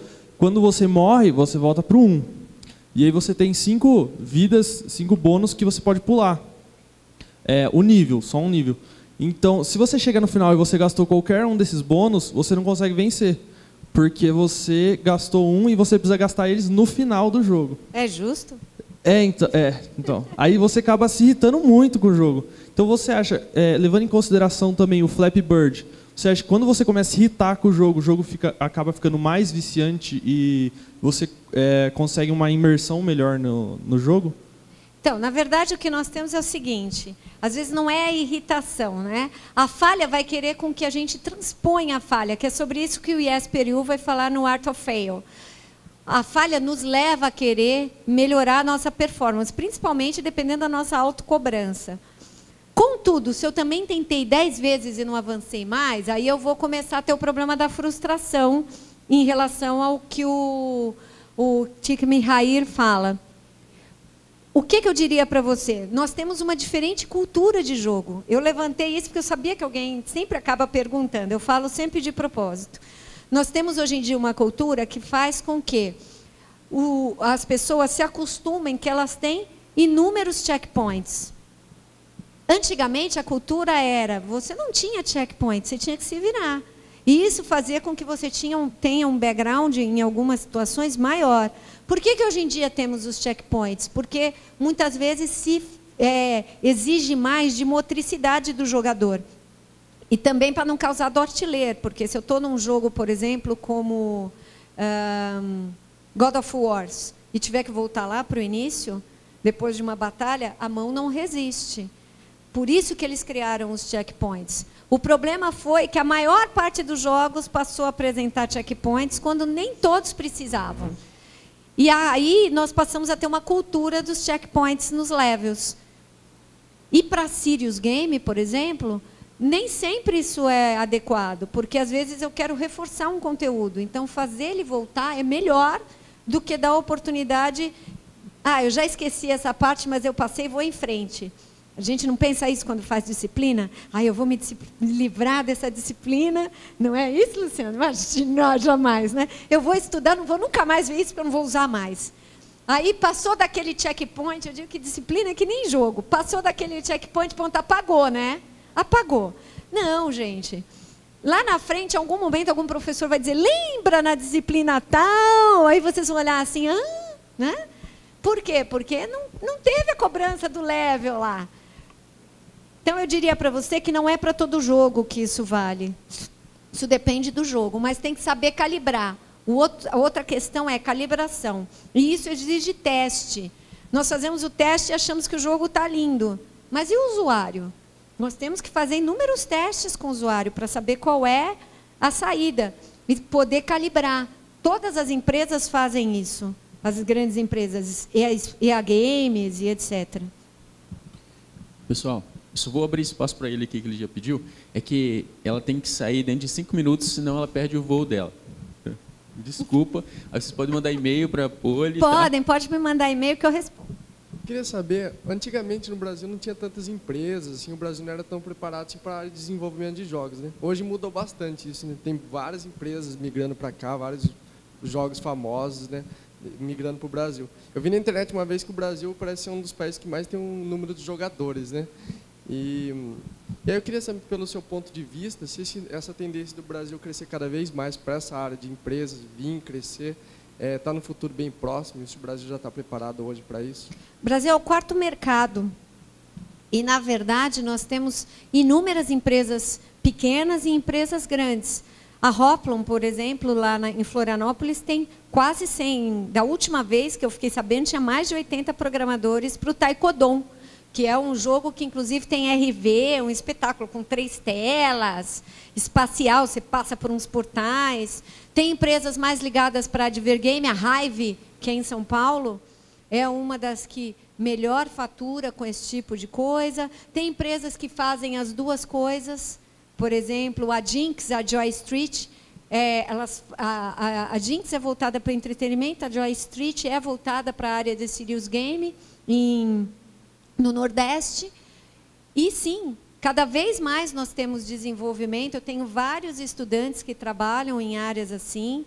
E tem empresas que vieram para cá e acharam que, por uma questão fiscal, não valia a pena. A EA Games é uma delas. Eu tive orientandos que trabalhavam lá e a EA fechou o seu escritório aqui no Brasil por uma questão fiscal. Mas vale a pena, sim.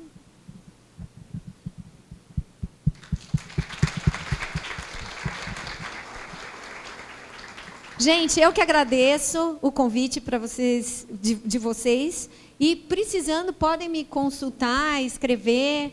Eu respondo, no máximo, em 2 dias, assim, dependendo da minha thread. Queremos agradecer muito, Poli, foi muito boa a sua participação aqui, muito boa mesmo. A gente podia ter mais tempo aqui para perguntas, mas, infelizmente, o motorista já vai estar esperando ali para... porque ela veio corrida, ela veio correndo para cá, não veio corrida, né, gente? Pelo amor. Ela veio ontem para cá só para passar aqui a palestra para a gente. Assim, a gente agradece muito para você. Ela está com uma vida toda corrida aí, cheia de coisa, muita coisa. Eu vou disponibilizar para vocês o meu Prezi, vou compartilhar, mando por e-mail para vocês, aí vocês compartilham com todo mundo e aí, precisando, é só me chamar. Muito obrigado, Poli. Prazer é meu. Obrigada, gente.